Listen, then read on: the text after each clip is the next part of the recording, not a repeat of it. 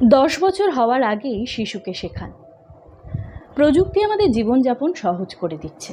শিশুরাও খুব ছোট বয়সে নানান ধরনের গ্যাজেট চালাতে শিখে যায়, কিন্তু সবই শিশু করছে মা বাবার ছায়াতলে থেকে।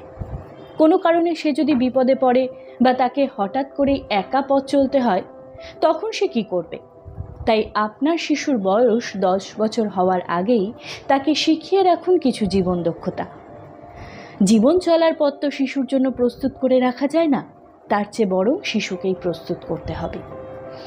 এসব দক্ষতা তার জীবনকে যেমন সহজ করবে, তেমনি আপনাকেও করবে নিশ্চিন্ত। এসব শিক্ষা সাধারণত প্রথাগত কোনো শিক্ষা প্রতিষ্ঠানে দেওয়া হয় না, তাই এক্ষেত্রে শিশুর জীবনমুখী শিক্ষার শিক্ষক হয়ে উঠতে হবে মা বাবাকে। আত্মরক্ষার প্রথম পাঠ। আত্মরক্ষার কৌশল শেখানোর আগে শিশুকে আত্মবিশ্বাসী করে গড়ে তুলতে হবে। শিশুকে জানতে হবে কোনো পরিস্থিতিতেই মনোবল হারালে চলবে না, নিজের প্রতি বিশ্বাস হারানো যাবে না। শারীরিকভাবেও সুস্থ থাকা এবং দৌড়ে অভ্যাস জরুরি। আত্মরক্ষার প্রাথমিক পাঠ হলো কোথায় আঘাত করতে হবে সেটা জানা। শিশুর জন্য সহজ হলো আক্রমণকারীর হাঁটুতে আঘাত করে দৌড়ে পালিয়ে যাওয়া। এছাড়া আক্রমণকারীর ঘাড়, চোখ, কান ও নাক সহজ লক্ষ্যবস্তু হতে পারে, যেখানে আঘাত করলে সহজেই কিছু সময়ের জন্য হামলাকারীকে বিভ্রান্ত করা যায় ও ব্যস্ত রাখা যায়। মানচিত্র শেখানো এবং দিক চেনানো, এটা বেশ ছোট বয়স থেকেই শেখানো যায়।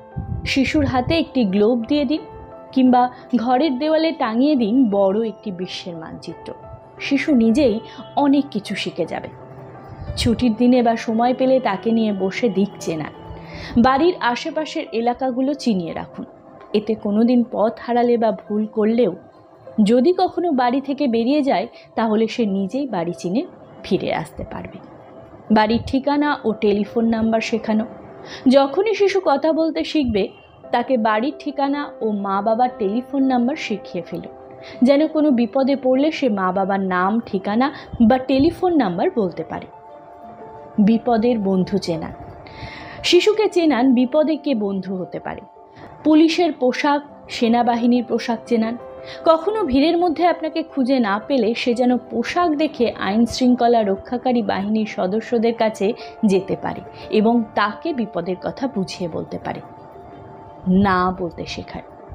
আপনার শিশুকে না বলতে শেখান, যেন মনের বিরুদ্ধে গিয়ে কেবল সমাজের চাপে তাকে কোনো সিদ্ধান্ত নিতে না হয়। ছোটবেলা থেকেই অভ্যাস করে তুললে বড় হয়েও সে স্বাধীনভাবে নিজের সিদ্ধান্ত নিতে পারবে।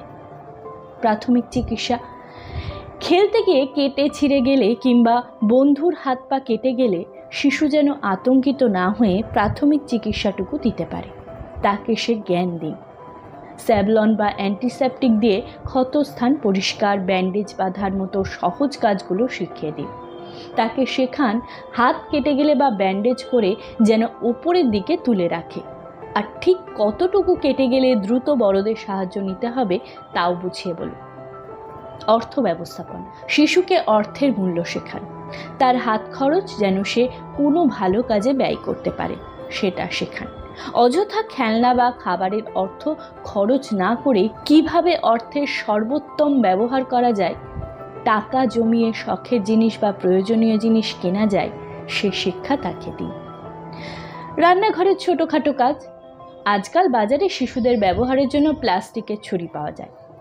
সেসব ব্যবহার করে টুকটাক সবজি কাটা, স্যান্ডউইচ বানানো। 7 বছর বয়সের পর মাইক্রোওয়েভ ওভেন ব্যবহার শেখানো। কোনো দিন মা বাবা বাড়িতে না থাকলে সে যেন ফ্রিজ থেকে খাবার বের করে গরম করে খেতে পারে বা নিজেই বড় পাত্র থেকে ছোট পাত্রে খাবার নিয়ে খেতে পারে, সেটুকু তাকে শিখিয়ে দিন। তাছাড়া বাড়িতে যখন আপনারা রান্না করবেন, তাকে সহায়তা করতে উৎসাহ দিন।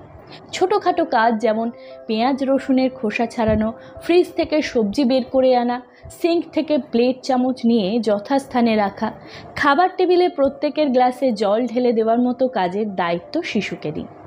এভাবে ছোটোখাটো কাজের সঙ্গে পরিচয় করিয়ে দিলে আপনার শিশু যেমন আত্মবিশ্বাসী হয়ে উঠবে, তেমনি ভবিষ্যৎ জীবনের জন্যও তৈরি হতে শুরু করবে। বাড়ি থেকে কখনো দূরে পড়তে গেলে বা নতুন পরিবেশে গেলে খুব সহজেই সে মানিয়ে নিতে পারবে, নিজের যত্ন নিতে পারবে। পোস্টটা পড়ে ভালো লাগলে লাইক, কমেন্ট, শেয়ার করে সবার কাছে ছড়িয়ে দিন।